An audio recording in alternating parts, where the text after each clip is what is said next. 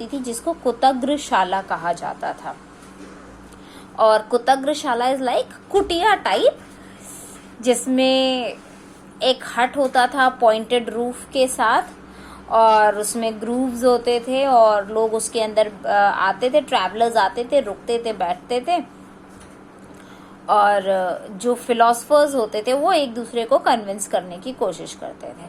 तो दो लोग जब एक दूसरे को कन्विंस करने की कोशिश करेंगे तो ऑब्वियसली एक विनर रहेगा, एक लूजर रहेगा। तो जो विनर होता था उसकी फिर जो डिसिपल्स होते थे वो बढ़ जाते थे, उसको मानने वाले जो लोग होते थे वो बढ़ जाते थे। इनफैक्ट जो लूज कर जाता था उसके जो डिसिपल्स होते थे वो भी ऑपोजिशन में चले जाते थे। सो इस तरीके से इसमें कई सारे टीचर्स आते हैं, जैसे महावीर या बुद्ध, और इनके बारे में भी क्वेश्चन किया गया अथॉरिटी वेदास में कि ये भी ऐसे ही प्रवचन देते थे, अपनी चीज़ें बताते थे कि इसमें बिलीव करो। और इंडिविजुअल एम्फेसाइज भी करते थे, एम्फेसाइज करते थे एजेंसीज को इंडिविजुअली जा के कि आप हमारी बात सुनिए, हमारी बात मानिए। सजेस्ट करते थे ये आदमियों को, औरतों को, जिसकी आप लिबरल रहिए, ट्रायल कीजिए, और वर्ल्डली एग्जिस्टेंस को छोड़कर आप थोड़ा सा भगवान में ध्यान लगाइए। और ये ब्राह्मणिकल पोजीशन के एकदम कॉन्ट्रास्टिंग था कि ब्राह्मणिकल पोजीशंस क्या थी कि हम होल सोल अल्टीमेट हेड हैं, आपको हमारी बातें माननी होंगी। और ये लोग प्रीचिंग्स क्या किया करते थे कि आपको आपके बिलीफ आपको डिसाइड करने पे मजबूर करते हैं कि आप एक अच्छे इंसान हो या आप खराब इंसान हो। आपका कास्ट, आपका जेंडर आपको डिसाइड नहीं करता। जबकि ब्राह्मणिकल टेस्ट ये बोलते थे कि आपको कास्ट और जेंडर के हिसाब से वो डिसाइड हो जाता है आपके बर्थ के टाइम पर ही, कि आप इस कास्ट के हो, आप इस जेंडर के हो, आपको ऐसा करना पड़ेगा। लेकिन ऑन द कॉन्ट्ररी ये जो थिंकर्स थे वो ऐसा बिलीफ नहीं रखते थे। वो कनेक्शन, कॉस्मिक कनेक्शन के बारे में बताते थे, और ये ट्रायल्स के बारे में बताते थे, लिबरल लिविंग के बारे में बताते थे। जैसे इसमें आप देख सकते हो कि वर्सेस हैं उपनिषद में जो दिए गए हैं। तो छंदोग्य उपनिषद जो है, इसको संस्कृत में कंपोज किया गया था 6th सेंचुरी में। इसमें है nature of the self. This self of mine within the heart is smaller than paddy or barley or mustard or millet or the kernel of a seed of millet. This self of mine within the heart is greater than the earth, greater than the intermediate space, greater than heaven, greater than these worlds. So nature of self का क्या इन्होंने explanation दिया कि आपके दिल के अंदर एक जो छोटा सा आपका सेल्फ रिस्पेक्ट है वो शायद इतना छोटा है कि वो एक चावल के दाने से भी छोटा होगा, एक बार्ले के सीड से भी छोटा होगा, एक मिलेट की सीड से भी ज़्यादा छोटा होगा। लेकिन वो जो आपके अंदर का इनर सेल्फ है वो इतना बड़ा भी है कि उसके आगे हेवन भी कुछ नहीं है, पूरी दुनिया से वो बड़ा है। तो इस तरीके से उन्होंने आपका सेल्फ रियलाइजेशन जगाने की बात की। ट्रू सेक्रीफाइस के बारे में बात करें तो this one that blows this is surely a sacrifice while moving it's sanctifies all this, therefore it is indeed a sacrifice. So एक अच्छा सेक्रीफाइस, एक सच्चा सेक्रीफाइस क्या है, तो उसके बारे में बोला जाता है कि ये जो हवा है, जो विंड है, ये पक्के में एक सेक्रीफाइस होना चाहिए, क्योंकि जब ये मूव कर रही है तो हर जगह खुशबू फैलाती घूम रही है। तो इससे बड़ा कोई सेक्रीफाइस नहीं हो सकता कि खुद जा रही है और हर जगह सुगंध फैलाती हुई चली जा रही है। Now the next topic is how Buddhist text were prepared and preserve. कैसे ये बुद्धिस्ट के टेक्स्ट को बनाया गया और फिर इनको प्रिजर्व करके रखा गया। सो पेज नंबर 86 पे हम देखेंगे कि अब ये बुद्धिस्ट टेक्स्ट को कैसे प्रिपेयर किया गया, कैसे उसको प्रिजर्व करके रखा गया। क्योंकि ये माना जाता था कि ये जो टीचर्स थे या बुद्धा थे, ये अपनी टीचिंग्स को ओरली डिस्कस करते थे, ओरली बताते थे प्रवचन के फॉर्म में, और डिस्कस किया, आपस में डिबेट किया। फिर जिन लोगों ने, आदमी औरतों ने, इनफैक्ट बच्चों ने भी उसको सुना, और सुनकर वो आपस में डिस्कस कर रहे थे, जो भी सुना उसको आपस में डिस्कस कर रहे थे। सो कोई भी, none of the Buddha's speeches were written down during his lifetime. Buddha की पूरे जीवन काल में उनका कोई भी स्पीच नहीं लिखा गया। उनकी डेथ के बाद जो उनकी टीचिंग्स थी उनको कंपाइल किया गया। उनके डिसाइपल्स ने, जो उनके फॉलोअर्स थे, उन्होंने उन सब चीज़ों को कंपाइल किया, और बड़ों की या सीनियर्स की, काउंसिल ऑफ एल्डर्स के बीच में, या सीनियर जो मॉन्क्स थे उनके साथ में बैठ के वैशाली नाम की एक जगह है जिसको अब वैशाली कहते हैं। तो वैशाली नाम की जगह जो आज की डेट में बिहार में है, वहाँ पे सीनियर मॉन्क्स ने और उनके जो डिसाइपल्स थे उन सब ने मिल के बुद्धा की डेथ के बाद उनके जो वर्सेस थे, जो भी टीचिंग्स थी, उनको कंपाइल किया। और ये जो कंपाइल्स थी, इन कंपाइलेशंस को कहा गया तिपितिका। ये जो कंपाइलेशंस थी उनको तिपितिका कहा गया। और तिपतिका का क्या मतलब होता था? 3 baskets to hold different types of text, कि 3 तरीके की बास्केट हैं जिसमें अलग अलग टाइप के टेक्स्ट को रखा जाएगा। तो सबसे पहले इनको ओरली ट्रांसमिट किया गया, उसके बाद इसको लिखा गया, क्लासिफाई किया गया कि किसकी कितनी लंबाई अकॉर्डिंग टू लेंथ या उनका क्या सब्जेक्ट मैटर है, उसके हिसाब से इसको क्लासिफाई कर दिया गया। तो इसमें आता है विनय पितिका। ठीक है, सो सबसे पहले हमने पढ़ा कि इनको नाम दिया गया तिपतिका। सबसे पहले आता है इसमें विनय पतिका। तो विनय पतिका में क्या क्या चीज़ आती हैं कि क्या रूल्स होने चाहिए, क्या रेगुलेशंस होने चाहिए, जो भी आपका संघ या आपकी सभा को या मोनेस्ट्री को ज्वाइन करना चाहते हैं उनके लिए क्या रूल्स और रेगुलेशंस फॉलो होने चाहिए। जो बुद्धा की टीचिंग थी उसमें सुत्त पतिका भी आती है, और अभिधम्म पिताका भी आती है। सॉरी, मैंने गलत वर्ड यूज़ किया।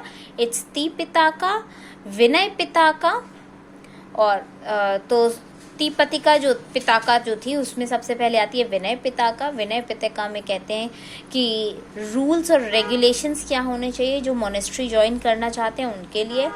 फिर बुद्धा की जो टीचिंग्स हैं वो दी गई हैं सुत्त पिताका में। It's not Patika, it's Pitaka. तो सुत्त पिताका में, और जो अभिधम्म पिताका है वो डील करती है फिलोसफिकल मैटर से, कि क्या चीज़ें, कैसा बिलीफ होना चाहिए, कैसी धारणाएं होनी चाहिए। तो हर पिताका जो है उसमें इंडिविजुअल टेक्स्ट गिवन है, और उसके बाद कमेंट्रीज लिखी गई हैं बुद्धिस्ट स्कॉलर्स की, कि उन्होंने उसको बहुत अच्छे से डिस्क्राइब किया। तो तिपिताका 3 बास्केट्स, मतलब उसका होता था 3 बास्केट। तो तिपिताका में 3 तरीके की बास्केट्स बनाई गई जिसमें अलग अलग कैटेगराइजेशन किया गया। तो सबसे पहली जो पिताका बनाई गई दैट वाज विनय पिताका, जिसमें रूल्स एंड रेगुलेशंस लिख दिए गए। दूसरा बनाया गया जिसमें सुत्त पिताका, जिसमें बुद्धा की टीचिंग्स को लिखा गया। और तीसरा बनाया गया अभिधम्म पिताका, जिसमें फिलोसफिकल मैटर्स से कैसे डील किया जाए वो सब एक्सप्लेनेशन था। और उसके बाद बुद्धिस्ट स्कॉलर्स ने मिलकर उसके अंदर वो बना दी हैं, कमेंट्रीज बना दी, कमेंट्रीज लिख दी, उसको और अच्छे से एक्सप्लेन कर दिया। अब क्योंकि जो बुद्धिज्म था वो धीमे धीमे करके पूरे कंट्री में फैल रहा था, और ये फैलते फैलते श्रीलंका तक पहुंच गया। तो दूसरे भी टेक्स्ट देखने को मिले, जैसे कि दीपवमसा, जिसका मतलब होता था क्रॉनिकल ऑफ द आइलैंड, और दूसरा महावमसा, जिसका मतलब होता था द ग्रेट क्रॉनिकल। और इनको लिखा गया, दीपवमसा और महावमसा को लिखा गया, जिसमें बहुत सारी रीजनल हिस्ट्रीज भी लिखी गई बुद्धिज़्म की, कि बुद्धिज़्म कैसे शुरू हुआ, कहाँ से शुरू हुआ। ये कई सारी रीजनल हिस्ट्रीज भी बुद्धिज़्म के बारे में लिखी गई। और इन सब में बुद्ध, जो गौतम बुद्ध थे, उनकी बायोग्राफी भी लिखी गई। और कुछ ओल्डेस्ट टेक्स्ट हैं पाली लैंग्वेज में, और बाद वाले जो हैं वो संस्कृत में। तो ओल्डर वंस आर इन पाली, और फिर उसके बाद संस्कृत लैंग्वेज देखने को मिलती है।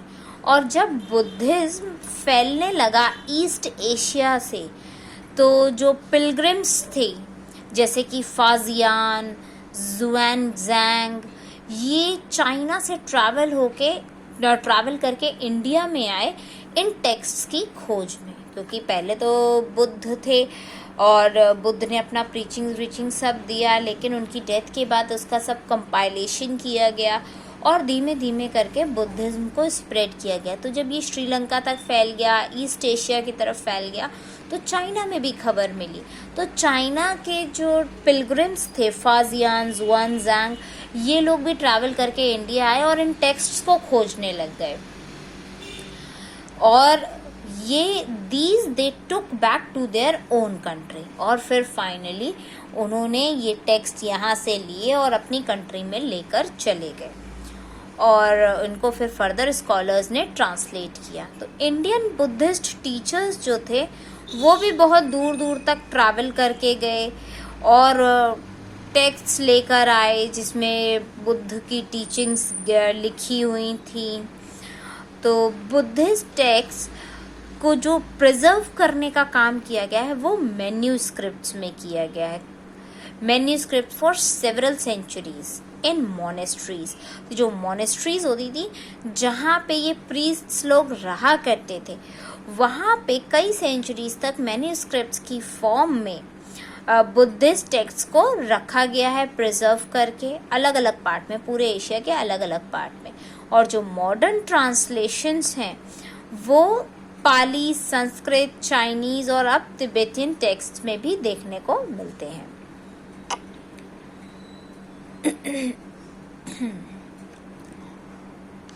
नाउ अब ये एक तीसरा सोर्स हमको देखने को मिलता है पेज नंबर 87 पे, फैटलिस्ट्स एंड मटेरियलिस्ट। तो अभी हमने देखा कि सुत्त पिताका में क्या था कि आपका क्या टीचिंग्स उन्होंने देने की कोशिश की, क्या चीज़ सिखाने की कोशिश की। तो एक एक्सेप्ट लिया गया है सुत्त पिताका में से, जो कि कॉन्वर्सेशन डिस्क्राइब कर रहा है अजातशत्रु किंग जो थे, जो कि मगध के रूलर थे, और बुद्धा। तो एक राजा है अजातशत्रु और बुद्धा, उनके बीच का कॉन्वर्सेशन लिया गया है। तो एक बार की बात है कि किंग अजातशत्रु बुद्ध से मिलने आए, और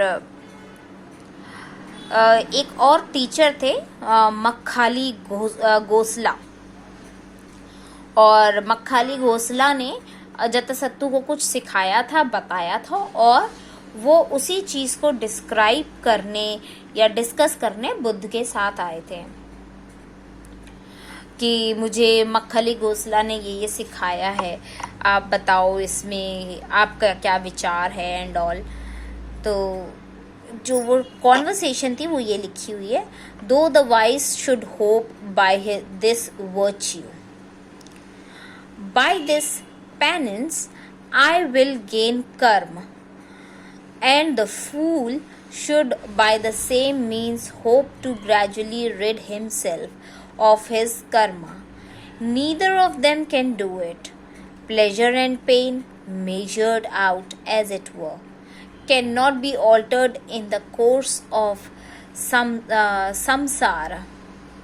It can neither be lessened or increased, just as a ball of a string will, when thrown, unwind to its full length. So fool and wise alike will take their course and make an end of sorrow. And this is what a philosopher named Ajita Keskambalin taught.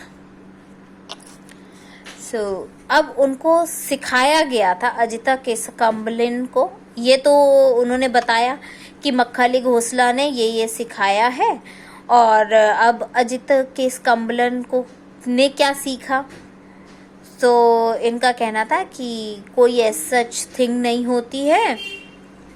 O king, as alms or sacrifice or offerings, there is no such thing as this world or next. तो उन्होंने बताया कि कोई भी दान दे दो, sacrifice कर दो या दक्षिणा दे दो, ऐसी कोई चीज़ इस दुनिया में या दुनिया के बाद नहीं पाई जाती है. एक ह्यूमन बीइंग जो है वो 4 एलिमेंट से मिलकर बना होता है, और जब वो मर जाता है तो वो इसी धरती में मिल जाता है. तो जो 5 तत्वों से बना शरीर है वो 4 एलिमेंट्स थे, 5 तत्वों की जगह 4 एलिमेंट्स थे, और वो इन्हीं 4 एलिमेंट्स में मिल जाता है. तो आपका दान दक्षिणा ये सब कुछ साथ नहीं जाता. सो आप पानी में मिल जाते हो, अग्नि में मिल जाते हो, हवा में मिल जाते हो, वापस इसी धरती की मिट्टी में मिल जाते हो, और आपके सेंसेस ख़त्म हो जाते हैं. और अगर हम बात करें कि ये जो गिफ्ट्स हैं, ये सारे जो गिफ्ट्स की आप बात कर रहे हो, ये सिर्फ आपको बेवकूफ़ बनाने के लिए हैं. ये सब चीज़ों का कोई मतलब नहीं है दुनिया में.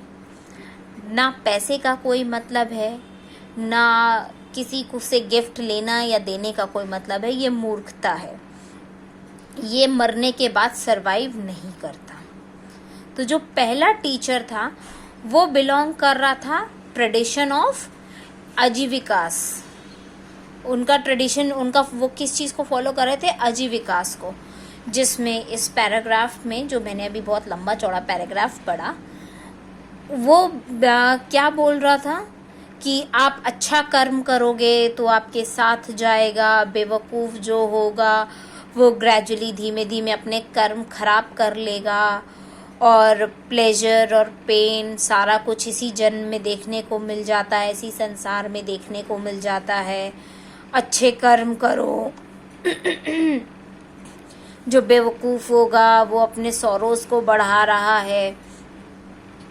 तो ऐसी बातें थी. और फिर जब बुद्ध से उन्होंने डिस्कशन किया तो बुद्ध ने बताया गिफ्ट, सेक्रीफाइस, रुपया, पैसा कुछ आपके साथ नहीं जाने वाला है.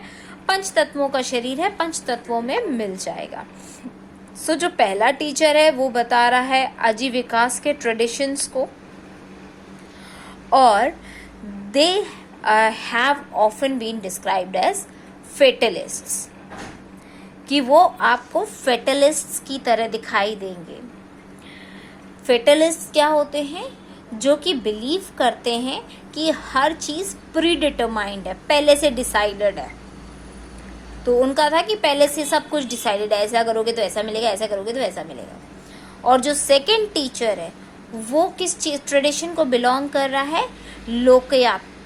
लोकयाताज, जो कि मटेरियलिस्ट्स है, कि उनको मटेरियल की दुनिया में बिलीव रखते हैं कि ये मटेरियलिस्टिक दुनिया है, तो गिफ्ट्स लेना देना is important.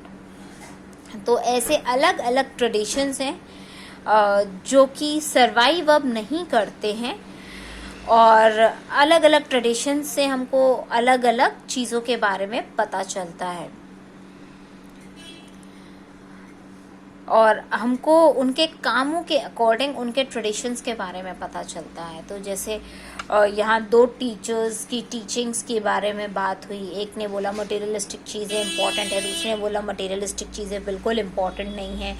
You have to be assured कि आपने क्या करना है, क्या नहीं करना है.